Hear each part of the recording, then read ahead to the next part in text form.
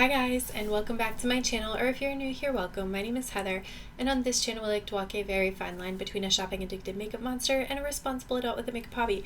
Now, I really enjoy eyeshadow singles, duochromes, multichromes, blush, highlight, lip gloss, basically everything except pressed glitter. And today I want to do some speed reviews on products I've been loving recently. So if that sounds like something you're interested in, stick with me. We're getting into it right now. Okay.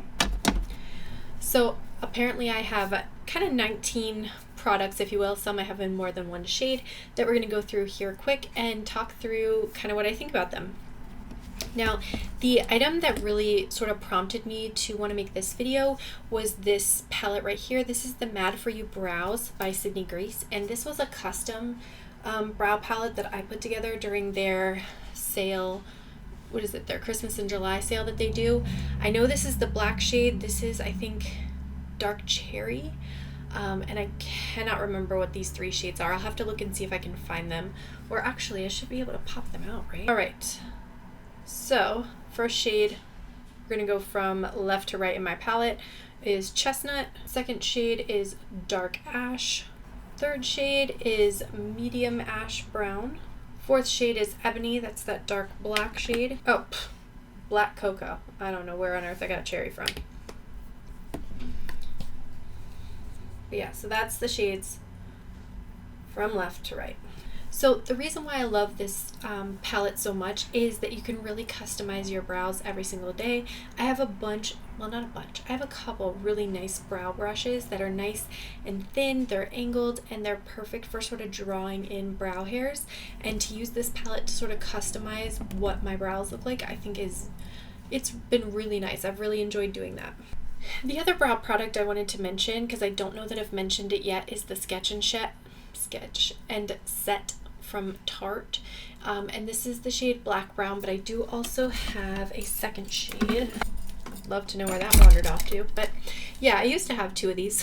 Now apparently I only have one. But I do really like this one as well. The spoolie on this is super, super fine, which I think is part of the appeal. And then you have a pencil on the other side so you can kind of freehand your brows. The pencil I think is a bit thick. And sorry, this is brow powder from that other, using the magnet for that other palette. But the pencil part I think is thick. The spoolie on the gel part I think is really nice and thin, and that's what I like the best about it. Blush, bronzer, highlight, I guess, next.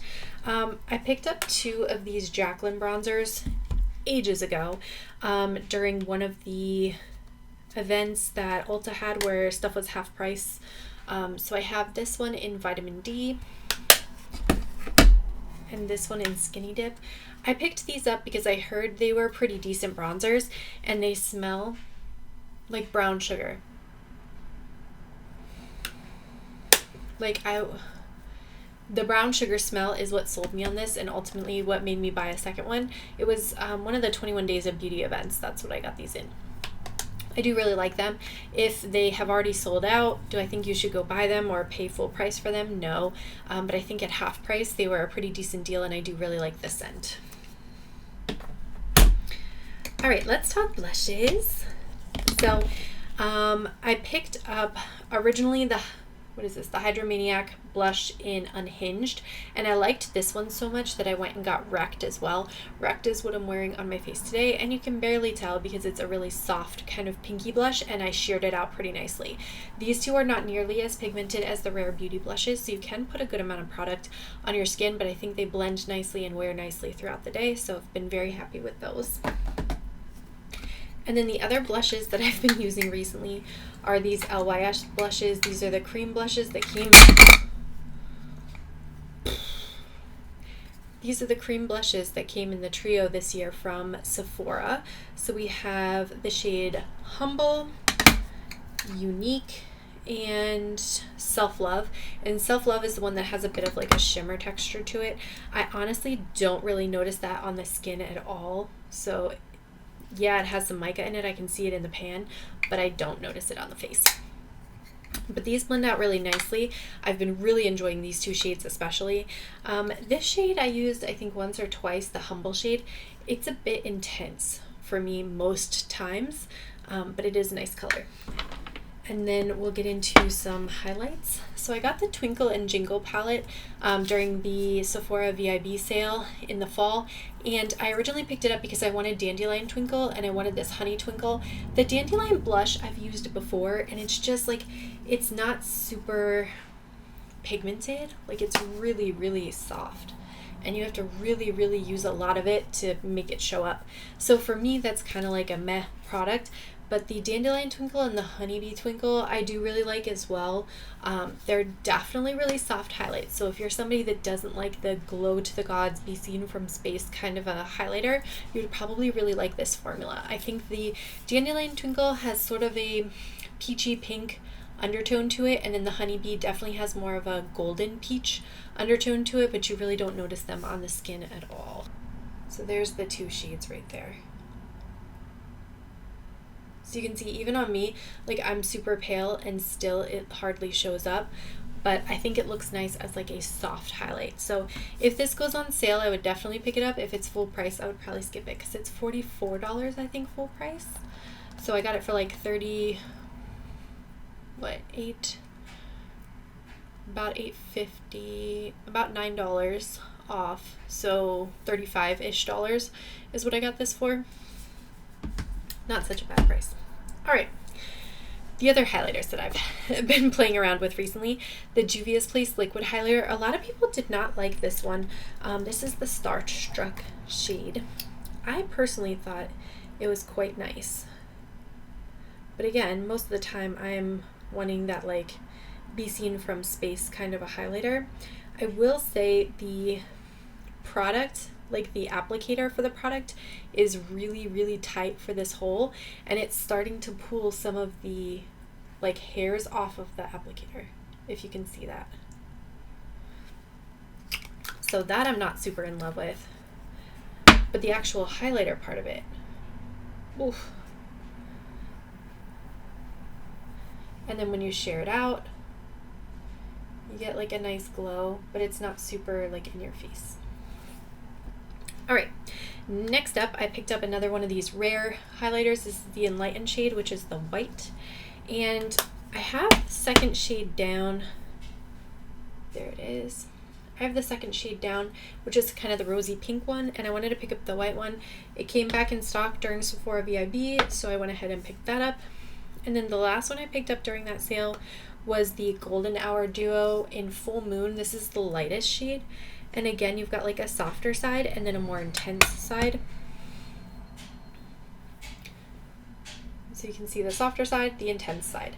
And the two of those together I think work really nicely. They're definitely super, super white, but I think they blend out nicely on the skin. For somebody who's fair like me, they work really nicely for skin highlight, but also an inner corner under the brow highlight, or sometimes I like to highlight kind of above my crease in the inner third. So I use it for all three of those applications. All right, and then I did want to just take a moment to shout out the Milani Highly Rated mascara again. I've been using, this is a tubing mascara. I've been using this pretty much exclusively since I got it, and this is my second tube. So I think all of my other mascaras are probably going to be put by the wayside because this one is so nice. I've been obsessed. It comes off so nicely at the end of the day. Just warm water and you kind of rub gently back and forth, and all of those little tubes come right off. All right, complexion heroes recently for me. The LA Girl Pro Conceal, this is the Pure White corrector, and then I have the e.l.f. Blue corrector. I use both of these, especially if I have a foundation that's a bit too dark or a bit too peach or warm for me. I'll mix a little bit of both of these in there, and then I feel like it just kind of lightens things up and helps me match a little better. The foundation that I'm using today is the Tarte Maracuja Juicy Tinted Moisturizer, and it is definitely a little dark for me, so I did use some of these today to help with that. This is the Natasha Denona High Glam Concealer. This is the shade R2. I've really been liking this one a lot. I don't have it on today because I wanted to demo out a different concealer for another video that I filmed, but I have been wearing this almost exclusively since I picked it up, and I do really like it. I think it's a really nice product. And then I have a couple of fragrance things and a couple of lip things. So let's talk about the fragrance first. The Dolce & Gabbana Devotion. I picked this up during Sephora VIB sale. I really like this one. I wouldn't necessarily call it a winter fragrance, but it definitely has like candied citrus kind of a scent. Don't drink your perfume. And I kind of get a bit of like a marshmallowy kind of a thing to it as well, but it's definitely like super sweet and citrusy. So if that's something that you really like, maybe like picking that one up. And then I picked up the Oudgasm Vanilla Oud from Kayali during the VIB sale. This one I'm kind of undecided about. It kind of smells like a new car if you let like a vanilla candle sit in there on a hot day. Because it definitely has like a vanilla overtone to it, but the oud part of it smells almost leathery to me. So I don't know. I've not hated wearing it, but I'm not like, ooh, I need to get that one. You know, I need to put that one on today. So this one is maybe not like my most favorite. Lip products. These were from Romand. This was part of their My Kuromi and Hello Kitty collection. So I picked up the gloss. And of course, all of this is, I think, in Korean, so I don't know why I thought I was going to be able to read that. So this is the darker lip stain out of the two of them.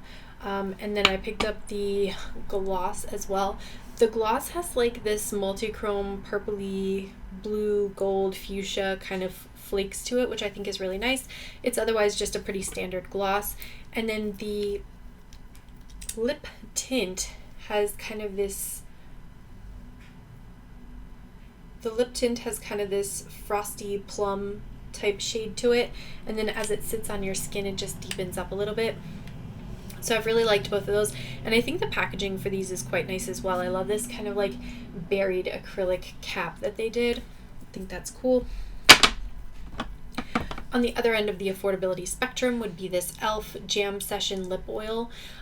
This has become a quick favorite of mine. If you've seen, I don't know which order these videos are going to go up, but if you see my first Black Friday haul video, I picked up 3 more of these. One is a backup of this color, and then I picked up 2 other colors because I love this formula so much. And then last but not least is the St. Jane lip oil. This is a really nice lip oil. This is the shade Mystic, and I believe these retail for like 30-ish bucks. I picked up a couple during Ipsy's sale as well, but they are really nice, really smooth. They give a nice stain to the lips without looking like overly glossy and sticky. I think they have a nice dry down to them. They don't obviously wear for forever throughout the day because they're more of like a lip oil, lip gloss kind of thing, but I think they're really comfortable on the lips, and I've picked up a couple other colors. I have not yet been disappointed by any of them. So that's that one. Alright, and with that being said, that is everything for this video. I want to thank you so much for watching. Don't forget to like and subscribe before you go, and I'll see you in my next video. Bye!